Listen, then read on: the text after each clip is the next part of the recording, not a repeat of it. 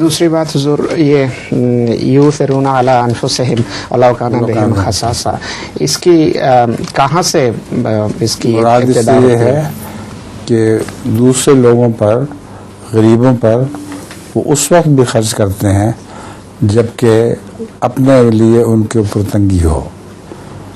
ولو کان بہم خصاصہ، خواہ ان پر تنگی ہو تب بھی وہ دوسرے غرباء پہ خرچ کرتے ہیں. یعنی صرف امیر نہیں خرچ کرتے بلکہ غرباء بھی دین کی خدمت میں یا غرباء کی خدمت میں کچھ نہ کچھ ضرور دیتے ہیں. جی جب آن وسلم نے غرباء پر دوسروں پر خرچ کی نصیحت فرمائی تو اصحاب کہف کے پاس، اصحاب صفہ کے پاس تو کچھ پیسے نہیں ہوتے تھے. وہ جنگلوں میں جاتے تھے اور لکڑیاں کاٹ کے بیچ کے پھر آگے غرباء میں تقسیم کر دیا کرتے تھے. ولو کان بہم خصاصہ کا ایک مطلب یہ بھی ہے.